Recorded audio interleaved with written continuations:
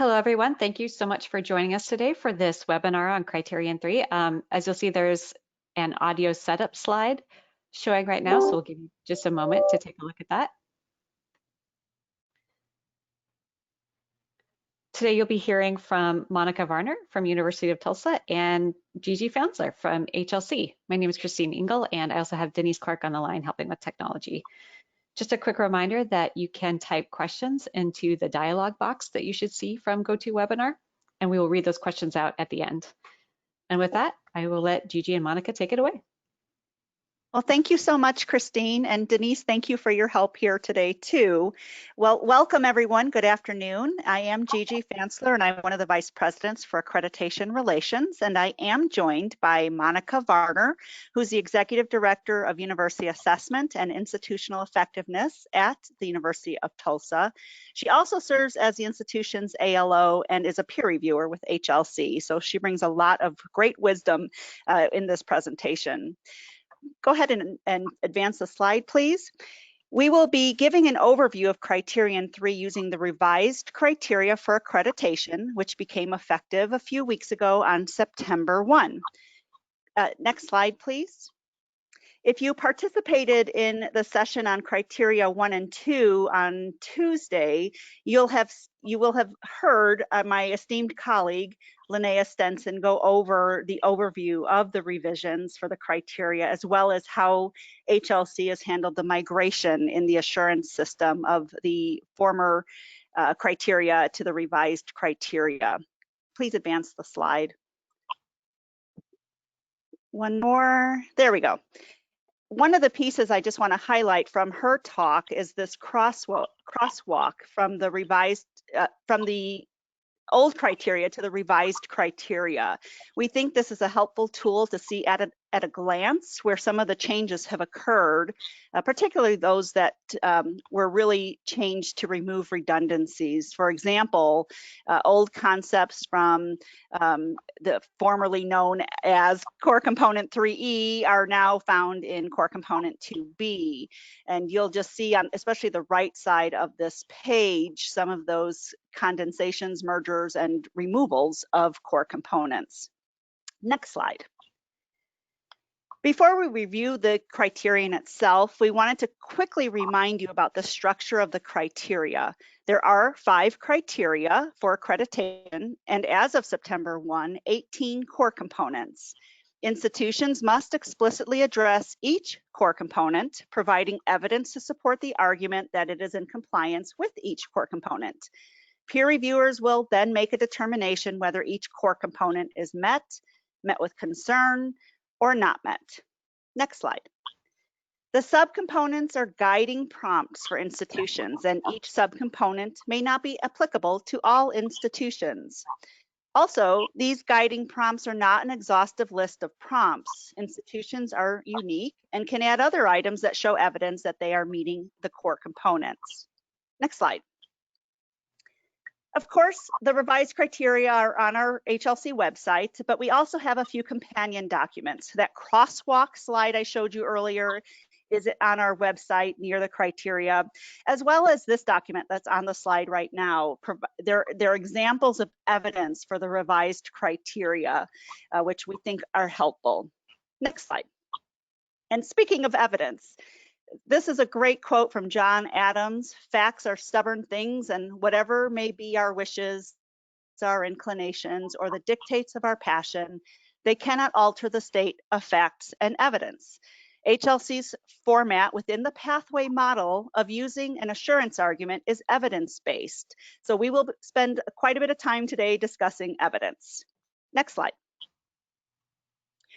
Monica and I are going to tag team this session. I will be sharing the overview and expectations of each core component within Criterion 3, and Monica will be sharing insights about what constitutes evidence. Criterion 3 gets to the heart of quality, resources, and support. The expectation is that the institution provides high quality education wherever and however its offerings are delivered. You will hear us reference these notions of quality, as well as wherever and however throughout the session. Wherever and however, getting to face-to-face instruction, online, your additional locations, branch campuses, correspondence education, and so on. Next slide, please. The first core component of Criterion 3 is core component 3A. The rigor of the institution's academic offerings is appropriate to higher education. Next slide. So the expectations here are that the institution have current curricula, not outdated curricula, that the offerings are rigorous. So for example, at the baccalaureate level, we expect instruction and course rigor to be at the baccalaureate level, not at the high school level, not at the graduate level. That there are goals, learning goals that are articulated and differentiated, for example, between undergraduate and graduate education. And finally, that learning goals are consistent across all modes and locations. So here's that wherever and however concept, that English 101 Section A is English 101 Section B is English 101 Section C. Consistency across all modes and all locations. Next slide. Monica, do you want to talk through some evidence, examples of evidence that institutions can use to show compliance with 3A? Absolutely, and welcome and thank you for joining our webinar. We're really pleased to be able to provide this information for you. My discussion is going to be based as a peer reviewer, and one of the things that we look for is that does your evidence support that core component as Gigi has already described. And I just wanted a brief statement is that evidence should not be anecdotal. Just because you say it, see it, doesn't make it real or true, but you should have evidence that supports the very nature of the core component. So let me begin with 3A. And the first thing we oftentimes say is, how do you make a determination if a program is current? Well, one is you have to evaluate that. And we do that in our comprehensive program reviews. And we do that also in our annual assessment reports when we're developing a program with our curriculum committee. But one way to evaluate, to make a determination if your program is current or out of date, is to take a look at discipline-specific associations. They will help you and guide you. We see that in nursing and health sciences and sciences from engineering, as well as history and other areas where theories or information has changed. Accrediting bodies is a great place to look to see the level of current aspects of your program, market trends, and technology changes. And so it's really important that you evaluate your programs on a regular basis to make sure that your curriculum is appropriate for where we are today. Also, one of the things we want to look at is your program outcomes and course outcomes. As a person who oversees assessment at my institution, as well as institutional effectiveness, and serve on the program review committee, this is really very important. And one of the things what we're looking for is, one is, are your outcomes measurable? That's something that we evaluate. And you should be able to identify that you have measurable outcomes in your annual assessment reports, that you see in your syllabi with your course outcomes and your program level outcomes, as well as your general education outcomes and your institutional learning outcomes. The differentiation part sometimes I find to be more challenging for some of the institutions that I work with or that I serve as a peer reviewer. And one is that you oftentimes, a way to do that is to look at Bloom's taxonomy. Bloom's taxonomy breaks down learning into lower order learning and to higher order learning. And when I think about the undergraduate to the graduate, the undergraduate level is oftentimes a baseline or a foundation that you're developing in your knowledge and your skill in this particular area. But at the master's level, we're looking for more specialized level learning. So those outcomes should reflect the differences between those two. And then to take that even one step further into the doctorate program is expected oftentimes that you will create research, independent and original research. And so as you look at your particular program outcomes and your course outcomes and your general education outcomes, kind of go through that checklist. Does it demonstrate that, one, they're measurable? Does it apply to the field of study? And is it differentiated from the associate degree to the bachelor's degree, and as Gigi mentioned earlier, from high school to the associate degree to the bachelor's degree to the master's degree and to the doctorate degree? And finally, Are your program outcomes and learning goals and the quality of your programs consistent across all modes of delivery and all locations? And especially right now, we're experiencing with COVID. So many of us have gone to a online synchronous and asynchronous. We've got some in-class sessions that are able to continue. We've got hybrid to high flex, depending upon what you're using. So it's going to be really important for you to continue to evaluate your syllabi, which is one of the best places to go. And so what you're looking for in this particular way is, are your outcomes consistent across all modes of delivery? And is the content consistent across all modes of delivery? Of course, when you switch from one mode to the next, such if you're online or if you're doing in class, your learning activities may change and may be adjusted, but the program outcomes and the content knowledge should be consistent and have that continuity. And this is very, very important, especially as we are making these changes with COVID. Change slide, please.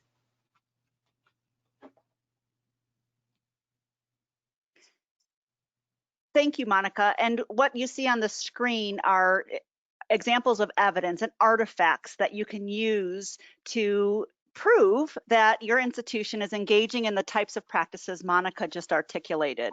So the last screen and this screen really get to the heart of types of evidence and artifacts that you can use in your assurance argument and in your evidence file.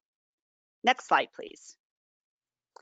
Core component 3B, so the second core component, the institution offers programs that engage students in collecting, analyzing, and communicating information, in mastering all modes of intellectual inquiry or creative work, and in developing skills adaptable to changing environments. Next slide, please. The expectations here are that you have that the institution's general education program, or whatever it's called at your institution, is appropriate to the institution's mission, that it's cohesive, and that provides the breadth of knowledge that the institution expects all of its graduates to have. That this gen ed program have explicit student learning outcomes, that the general education program recognizes human and cultural diversity and provide students with growth opportunities in these areas. Growth opportunities such as study abroad, alternative breaks, experiential opportunities, service learning, and so on. And finally, that students and faculty contribute to scholarship, creative activities, and discovery of knowledge as appropriate to mission. Next slide, please. Monica. Thanks, Gigi. One of the things that we're going to be looking here, obviously, is the general education as appropriate to a mission. You know, each institution is different, and so their general education is going to develop and provide that broad knowledge and intellectual concepts that we believe that all students should know and be able to do. And so for each institution, you need to evaluate your own general education program and make a determination, does it follow best practices, which I think is really important. And so there are different ways that you can do that. You can go on to the American Association of Colleges and Universities. They provide tremendous amount of resources where you can look specifically at your type of general education program. You also go to the Lumina Foundation, and they provide different guidance that they have, in particular in developing general education goals, and well as how those can match up into different other goals from both the bachelor's and master's level. But the general education program, one should have a preparation or a knowledge or skill set that you believe is so important for all of your students that they should obtain. And where we find that evidence oftentimes as a peer reviewer, we look at your general education committee. You may not have a general education committee, and maybe that happens in your college or your university curriculum committee, or is your state board approved? And so those are some of the areas that you want to look at, but also to evaluate that general education program on a regular basis. Human and cultural diversity, you know, the policy in a sense should exist for each one of your institutions. And so always the question that I ask is, do you know what your policy is for human and cultural diversity curriculum? And everyone should know that. And so if you don't have a policy, that should then be a trigger for you to go back to your institution and begin to develop and to learn that. And we want to look specifically is, how do students in a broad manner develop that understanding, that cultural competency and the ability to apply that competency. Because one of the things that the new in the 2020 September 1st approved subcomponents and core components is that it's really implementing that, imparting lifelong skills and preparation to work in a multicultural world. So I think that's really important for you to go back into your institutions and really take a look at is, have you adapted your human and cultural diversity program to these new skill sets that are being emphasized by the criteria? And so one of the things that we've done at our institution is that we require every student complete 3 hours of human and cultural diversity courses. But we actually have some colleges that actually require 6 as well, which we feel that is important for our College of Arts and Sciences. And we meet this goal both through general education courses as well as through majors courses, because we feel it's important that our students also obtain that human and cultural diversity knowledge and skill set as they develop into the major. But that would be up to each individual institution to make that determination. But something that I have found, and as Gigi mentioned it being in the general education program, is that if you look at the highlight reports that HLC provides for you, the accreditation, assurance arguments, for examples, the majority of those all include their human and cultural diversity in their general education program. And lastly, I want to talk about the intellectual inquiry and creative works. And remember, it must be consistent to your mission. Not everything that's offered at every institution is going to be relevant to you. And so you want to really focus on the students that you serve and that which aligns with your mission. But some of the examples that you could use is where students are achieving their scholarship and their creative works is through a capstone course. And those can be designed and developed using both creative works or a research study. Another way for your institution to demonstrate that you've met this core component is grants and funding to support formalized faculty and student research or creative works. And if this is relevant to your mission, you may do theater and artistic productions or implement research colloquiums or scientific fairs. And so each institution will find those particular areas of intellectual inquiry and creative works that's consistent with their college and with their university. Next slide, please. Thank you, Monica. And again, there are examples on the screen of different artifacts that you can submit in support of your argument, showing that you are in compliance with this core component. And I don't think we mentioned, but the slides are available under the handout section here in the webinar, so you will have access to these slides for future use. Next slide, please. Core component 3C, the institution has the faculty and staff needed for effective, high quality programs and student services. Next slide. Thank you.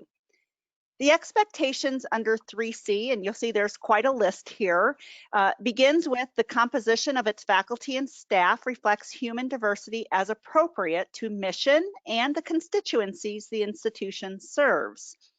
That the institution should have sufficient numbers and continuity of faculty members for both classroom and non-classroom roles. Non-classroom roles can include engaging in assessment activities, serving as academic advisors, serving on various committees, and so on. All instructors should be appropriately qualified. Remember, again, this wherever and however notion comes into play in the next few bullets here, that all instructors are appropriately qualified, all instructors are evaluated regularly, all instructors are current in their disciplines. So remember, wherever and however, your full-time faculty, your part-time faculty, your adjunct faculty, your dual credit faculty. Instructors should be accessible for student inquiry. And finally, staff members who provide student support services are appropriately qualified, again, wherever and however, to serve all your student populations. These may include your advisors, your tutors, your disability services personnel, career services, student affairs, financial aid, and so on. So you want to make sure you're establishing minimum qualifications as well as professional currency in their fields as established by professional or industry standards. Next slide, please. Monica. Yeah, thank you. When in this, I'm just going to be really honest. I have some real concerns as a peer reviewer right now because we are really being challenged under this COVID environment. And I know so many institutions are feeling financial strain and financial concerns. And those challenges can be really overbearing. And I think it's really important that each institution really take a look at what decisions that they're making in relationship having the appropriate qualified faculty and staff and sufficient amounts of faculty and staff as well. And so in relation to that, as you know, as we're moving into some of these changes that we're going to be experiencing, we still have to fulfill these expectations for the core components. And I know the institutions, some of your institutions may be having that difficulty, but please remind your ALO and please remind your administration the importance of meeting these core components. Well, let's talk about the faculty being appropriately qualified. You can find guidelines and recommendations and suggestions and guidelines in the SUM practices, but this is also mentioned in 2B1 and 2B2. So this is a really important piece for Criterion 3, but it also, as you can see, it's very important for Criterion 2, as well as the expectations of meeting your SUM practices. And one of the particular areas that we're looking at those qualifications, and when you evaluate those particular qualifications, and let's just take general education as an example, you know, that we're looking for individuals who have a degree, 18 hours at a minimum, or a degree in that particular area at the master's level, or a related field to that level. I always kind of like to use my example because I'm kind of a chameleon in two different areas. I have a PhD in sociology, but I have a master's in community counseling, which 60 hours of that was in psychology. So you can see that where I can actually teach in a general education program in psychology, even though my master's in community counseling, because I have almost 45 hours of psychology, way over the 18, and my degree is in the related field. But I could teach any of my courses at the PhD level. But I haven't been teaching for a long time or engaging in scholarship because I've been in administration. And so I'm appropriate to teach sociology at the bachelor's and the master's level, but I would take myself out of the PhD level at this time because I have not engaged in the level of scholarship that I think is necessary in working with your students at the doctorate level. Could I go back into that? Absolutely. If I re-engaged myself into engaging in that level of scholarship at the PhD level. And so I think it's important that not only that the school evaluates faculty, but you also evaluate yourself and identify where your best place is for you, where you fit into the institution and teaching that curriculum. You know, each institution must have a policy and a process to ensure that faculty are qualified and that you are regularly evaluating the faculty and their credentials wherever and however they're teaching, whether it's at a different campus, in different modalities, from online, blended, or whatever it may be. And also to ensure that you have sufficient amount of faculty. It's very important that we have substantial amount of faculty who can participate in both in-class and out-of-class activities. And you can demonstrate that by just showing the number of faculty who are engaging in student interaction through research or service learning or co-curricular and extracurricular educational activities. And so that's important for you to evaluate to ensure that you've got that sufficient number. Also, we want to look at your staff. One of the biggest questions I always get is, well, how do you ensure that your staff are qualified or they're prepared? Well, one is a well-developed, robust job description will help take care of that, where you're looking for the quality, skills, and knowledge and expectations that that person will be able to fulfill. And as Gigi mentioned, also the professional development, which is very important. So here are some examples of internal training that you can create based off of resources that are made available for you for free. NASPA is those from the student affairs side. You can go into the NASPA site and they'll provide you with all kinds of resources that are free and available for you. NACADA is our National Advising Association, also free and available resources.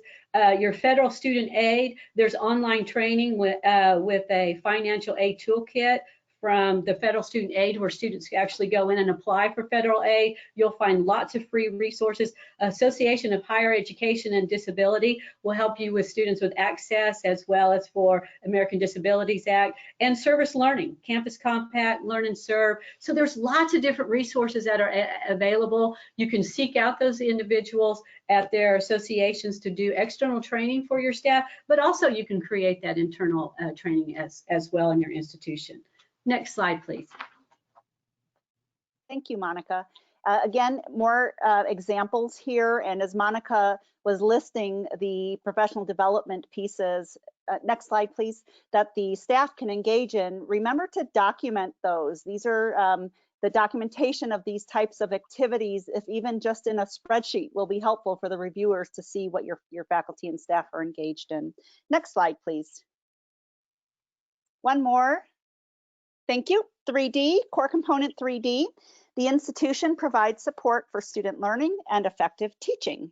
Next slide. The expectation for 3D is that the institution provides student support services suited to the needs of its student populations. Note the plural of student populations, again, taking us back to this notion of wherever and however. These services must be available to all student populations. They might not look the same, but they should be fair and equitable. Learning support and preparatory instruction, which is oftentimes your developmental education, as well as placement as appropriate, exists for all student populations. The institution provides academic advising suited to its offerings, as well as the needs of all of its student populations. And finally, the institution provides to students and instructors the infrastructure and resources necessary to support effective teaching and learning. Infrastructure and resources, for example, like learning spaces and equipment, clinical sites if your programs call for that, performing arts centers, and so on. Next slide, please. Monica. Yes, thank you. Let's start out with quality support. As many of us are dealing with today is our instructional training. We're seeing, online synchronous and asynchronous and hybrid and high flex and online, those courses and in class. And it's really important that you have evidence that demonstrates to the peer reviewers when they come on campus that you're providing that kind of instructional training. Are faculty receiving the training that they need to be able to use the technology effectively? Do they understand the importance of the continuity and the consistency of those courses as they're being developed, as well as their LMS system? And so it's important, and if faculty are engaged in retention, where they're using a retention alert or a drop guard service, it's important that faculty receive that instructional training so that they can effectively support the curriculum that they're teaching, but also support the students that they're serving. In addition to that, we also look at, do you have the quality support for students in both financial aid, advising, career counseling, job placement, tutoring, and this includes for wherever and however.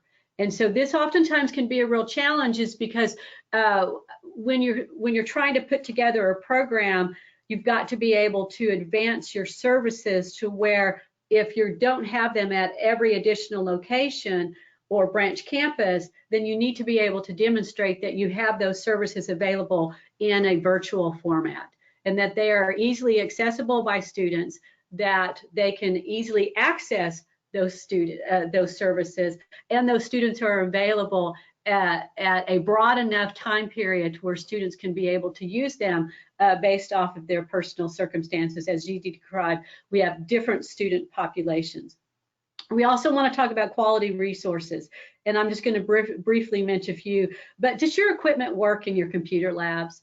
Please make sure. We need you to check, because that's exactly what it's talking about. As a peer reviewer, we come on campus and we begin to take a tour of your campus. We begin to look to see do you have the appropriate quality resources. So make sure that all the equipment is working properly, that you have the certain amount of platforms or programs that are available for someone in cybersecurity or in accounting or whatever that may be. Again, your scientific equipment that you have in your lab should be up to date and fully equipped so that all students can participate. and that and Gigi mentioned your performance stage.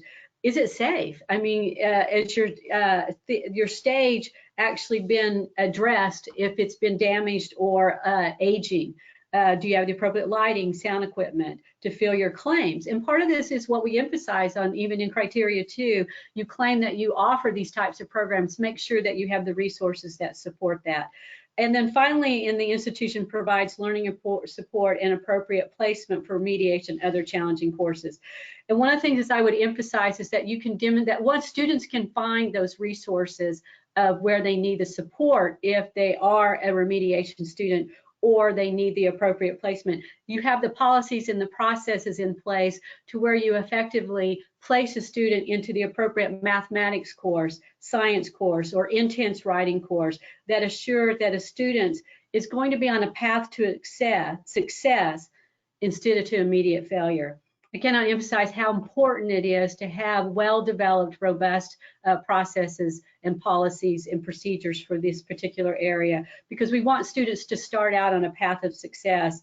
And so we want to be able to review your plans and seeing the examples that you have. And I also like to remind my institutions that I work with, not every high school has the same educational rigor. So it's important to know the appropriate placement and availability of knowledge that students have before they enter in to a particular course or program. Next slide, please. Thank you, Monica. And again, some more artifacts are listed on the screen that you can use in your evidence file to support your argument. Next slide, please. Thank you. And then one more. And finally, one more. There we go. Criterion 3, potential pitfalls. Now, for some of you who were very intimately familiar with the old criteria, you'll note that there is no longer a core component 3E in there. It's not that those components are gone, it's that they have been relegated to other core components. So you'll find pieces of what was 3E now in core component 2B and in core component 3B, particularly the co-curricular piece. Now, narrative and versus critical analysis of performance is the pathway model. So you'll see on this screen, reporting on but not truly evaluating institutional performance is a potential pitfall. The pathway model is built upon an institution writing an argument, a logical argument, and backing up its argument with evidence. So this whole session has been on types of evidence you can use, and we just want to make sure that that we recognize we've moved away from narrative and prose only to an evidence-based model. Next slide, please. Every year, HLC evaluates the team's findings from comprehensive evaluations, and we share the core components that are most frequently cited by those teams. For core component 3, there is one core component that has been reaching in the top 5 for 2 distinct years, so in 2015-16 and in 2018-2019, and that is core component 3C. And some of the reasons that teams are citing institutions for core component 3C are that faculty are not appropriately qualified, or only pockets of faculty are appropriately qualified. So it may be an example of only your full-time faculty are all fully qualified, but your dual credit are not. And certainly that would warrant a met with concerns finding minimally. No, there's no policy or protocols for tested experience or alternative justifications, yet the institution is implementing this in practice. There might be a case of faculty development is non-existent for the full faculty, or again, non-existent for some of the faculty. And finally, their institutions may get cited for faculty not being able to demonstrate that they are staying current in their discipline. Next slide, please. Now, this list of additional core components cited are usually in the top 10 of those core components that are cited, and you'll see in there 3C, of course, is usually in the top 10 for sure, but more recently it's been getting in the top 5. But 3A is consistently in here as well, and some examples as to why teams are citing 3A is that program level student learning outcomes might still be in development, or or non-existent, or have only pockets or certain programs that have student learning outcomes and others don't. Of course, this will have implications for core component 4B as well. Or it might be unclear how programs are monitored for currency. And again, this might have implications for other core components such as 4A with program review. Next slide, please.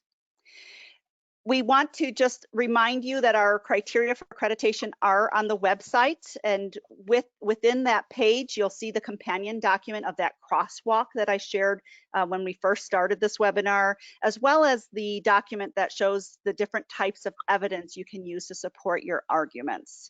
Next slide. Thank you. Christine, I think we're ready for questions and answers. Great. Well, thank you so much to both of you. The first question is, in this webinar 3B, presenters, regarding 3B, the core component, presenters spoke only of general education. I would assume for graduate programs that this core component still applies. Absolutely, I would say yes. Within the core component 3B, there are subcomponents that speak directly to general education, but you are absolutely correct, particularly with the ability to engage students in research activities or intellectual inquiry, whatever makes sense for the type of degree that's being offered, absolutely should be included in core component 3B. And thank you for helping us clarify that. Yeah. Monica, do you want to add anything? No, absolutely. And in that, in particular with your degree programs and scholarship and research, it's built into the programs and it's expected. And so, we appreciate the same as well. Great. The next question is there a recommended ratio for the percentage of courses being taught by full-time faculty versus adjuncts? There is no prescribed ratio from HLC. That is for the institution to decide what's going to make sense in terms of the mission, context, resources of the institution. There are standards out there for best practices, good practices with these ratios, but we know that institutions have been leaning, many institutions, not all, are leaning toward being quite heavy with their adjunct faculty or part-time faculty. And that is something that institutions are going to have to wrestle with. You can probably bet your bottom dollar that peer reviewers are going to probe when they see certain percentages go askew about what's happening, why it's happening, and what's the plan to try and find the appropriate balance for your institution. Monica, do you want to add anything? I do, and as a peer reviewer going on a campus and reviewing their sufficient level of faculty and staff, and let's focus specifically on faculty, that one of the questions we begin to ask ourselves is, do you have enough faculty to engage if you're not using professional advisors, but you're using faculty advisors? Do you have appropriate enough, sufficient amount of faculty for faculty to fulfill that obligation of being an advisor?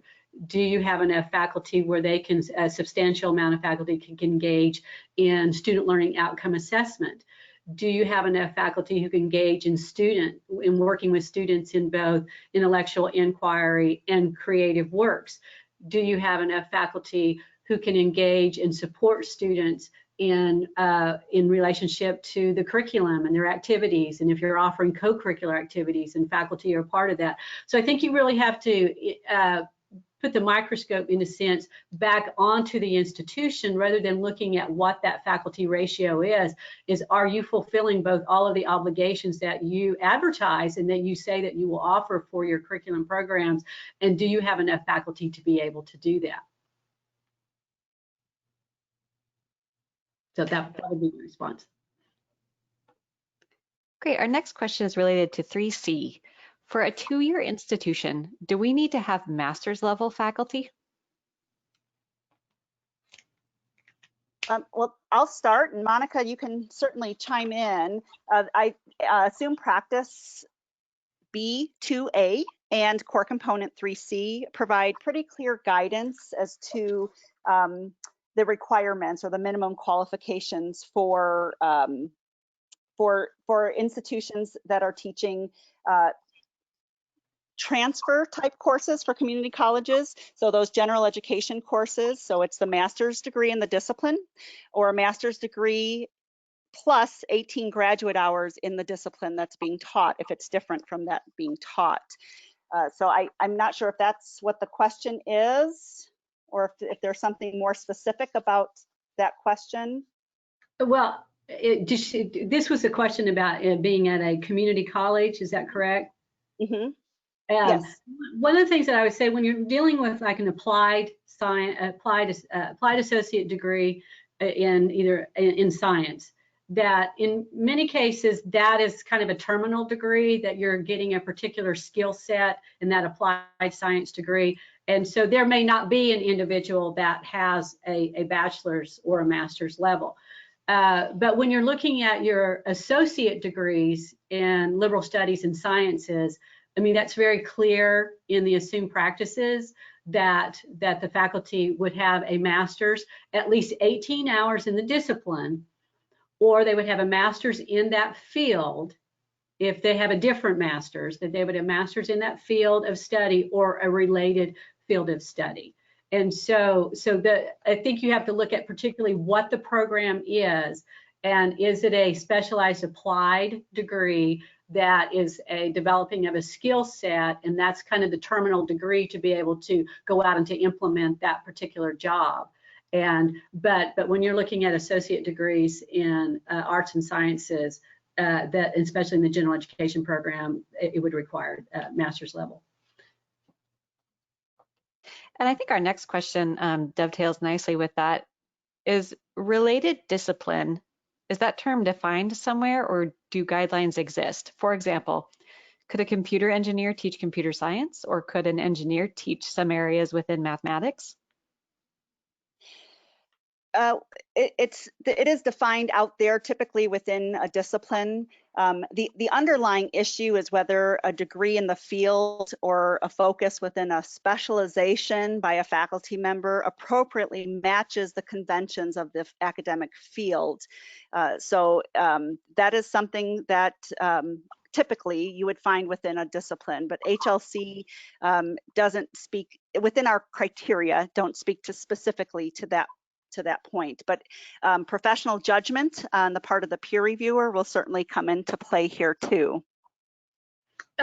Gigi, one of the things that I see as a peer reviewer going out into institutions, I'll see policies at institutions that will establish that in the example that you gave, computer engineering and I think computer science, I'm not sure if I'm getting it accurate, but the fact of it is that they look at that individual and do they, as a related field, do they have a minimum of 18 hours? That's one standard that I've seen. Matter of fact, I've seen it often at institutions that I review, where they identify that it's a related field, but they still have those core components of that curriculum that aligns with that particular degree. And I agree with Gigi. There are standards that are out there with those particular associations, and you can identify those by reviewing them from psychology, sociology. For example, I have specializations in criminology and deviance, as well as social psychology. But I probably wouldn't want to teach demographics and stratification. It's not my specialization, but I could, and I could develop that. But my strength is in my area, my related field. Can you define transfer courses, such as for a community technical college, like economics or management?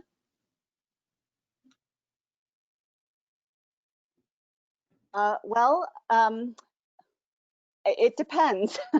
I find myself saying that quite a bit with HLC, but that is for the institution to determine what it will accept as transfer or how it's articulating a course as a transfer, or identifying a course as a transfer course.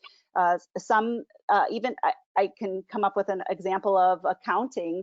Some community colleges will say that accounting is not, depending on if it's a fundamentals of accounting course, might not be a transferable course. An accounting 101, 102 is. So it depends, and that is something to work within your faculty to look at your transfer institutions going in and out to make sure there's equivalencies established.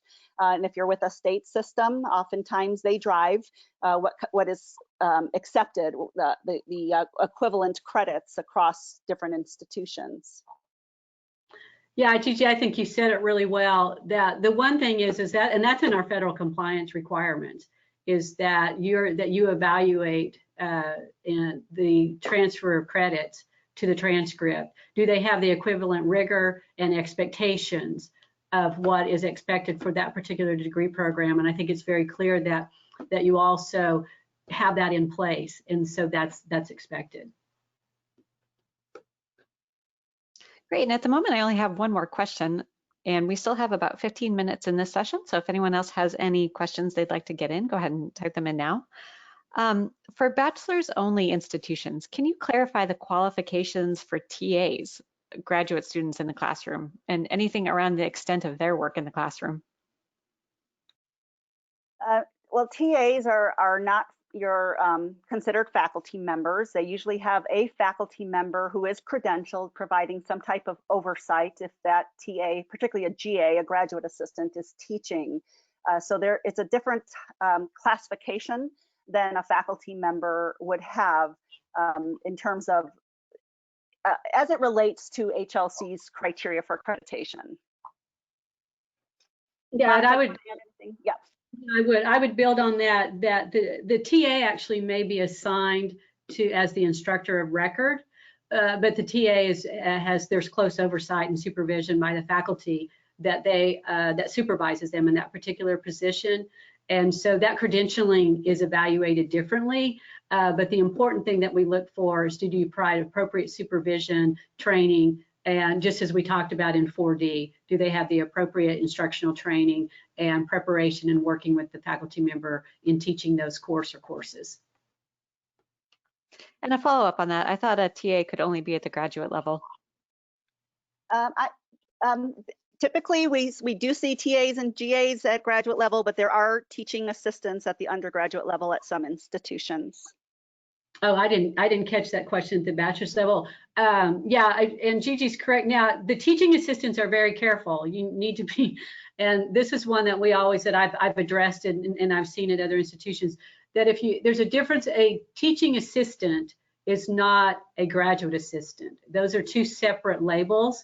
A graduate assistant is at the master's level. A teaching assistant only can provide support, what I always consider is like supplemental support for the faculty member, and they are not the faculty of record, and they are not teaching the course. The faculty member is, but you may hire a teaching assistant to assist under the supervision with the faculty, but they're not teaching the course. Mm-hmm. And they should, and I think that's real important. I agree. With the increase in BAS degrees, does that make all AAS courses transfer and thus require those applied faculty to have master's degrees? Not necessarily, and it depends on the construction of the BAS degree. Oftentimes we'll see that an institution that's offering a BAS degree will accept the AAS in total as meeting some of the major requirements for the BAS. And then at the BAS level, they're supplementing the liberal arts component, the gen ed component of the degree. And that's where the credentialing will come into place at that level for those types of courses. And, yeah, and go ahead, Monica. Well, I was just gonna say, I think you said that really well. I mean, that was spot on. Can you elaborate more on elements removed from 3C and put into other core components? Yes, and let me get my cheat sheet. Hold on. Okay. All right, so if we look at the old 3E, and that's what I'm trying to pull up really quickly here. The old 3E had co-curricular programs are suited to the institution's mission and contribute to the educational experience. And let me back up, I'm so sorry. 3E, the core component is the institution fulfills the claims it makes for an enriched educational environment. And then within that, I'm shuffling papers, so please forgive me. Under the new revised 2B, 2B, the second core component is the institution ensures evidence available to support any claims it makes regarding its contributions to the educational experience through research, community engagement, experiential learning, religious or spiritual purpose, and economic development. That should sound very familiar because it was the 3E2 subcomponent in the old criteria. Also, 3B has the co-curricular piece. I'm looking for it. If anyone can help me, that'd be great. No, I'm not seeing it, but my understanding is it's in 3B, and because I'm looking frantically, I'm not finding it. Oh wait, it's in 3C. Forgive me. 3C, yeah, I just pulled it up. Thank you so much. Do you have it? You have it right in front of you. You can read it. Okay, on the 3C, well, I just pulled up 3C, and on the co-curricular, is that the one we're talking about?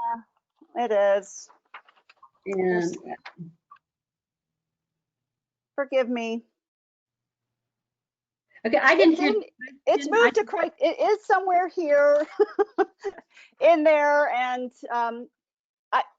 whomever asked that question, please follow up with your liaison, and they will find it probably more quickly than I am. And if I'm your liaison, I apologize now, but I will have the answer if you follow up with me.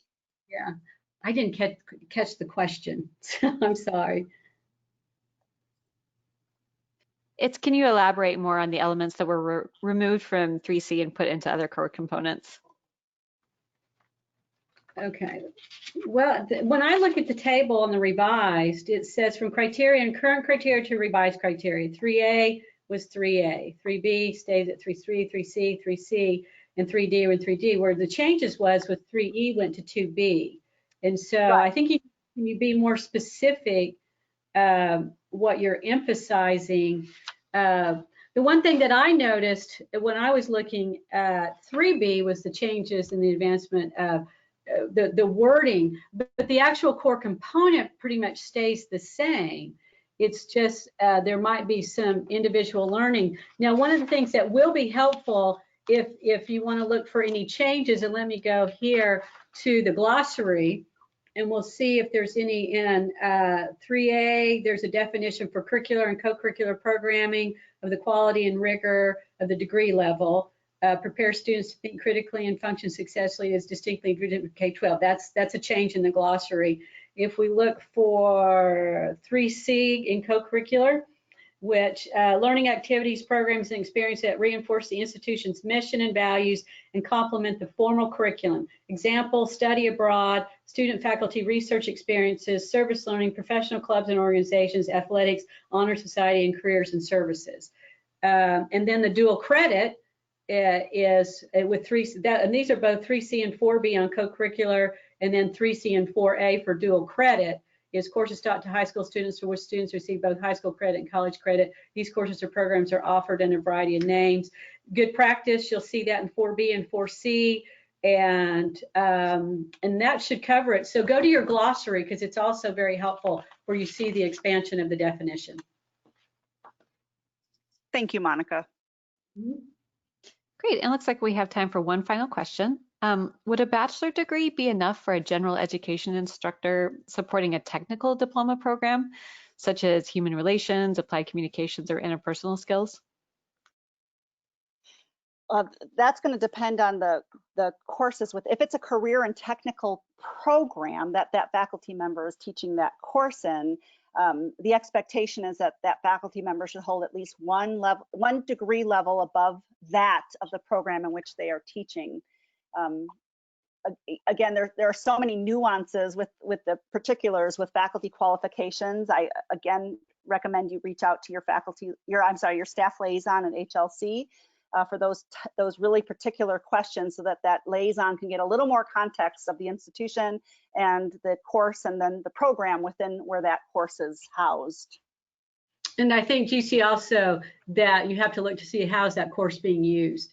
if that course is being used in multiple programs in, let's say, an associate degree in liberal arts or associate degree in sciences, and then because if that course is being used in those associate degrees that has that stipulation for faculty credentialing, then yeah, I think you have to look at that and evaluate that with your liaison.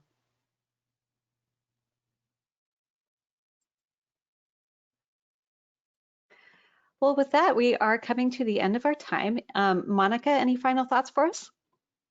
Well, just my final thought is specifically about what is Criterion 3. And Criterion 3 is about the assurance of academic quality. And then the assurance that your resources provide the services that student and faculty need and that they maintain that same quality. And that the support that you provide for your faculty, for your students, your institution, that also maintains that level of quality of best practice.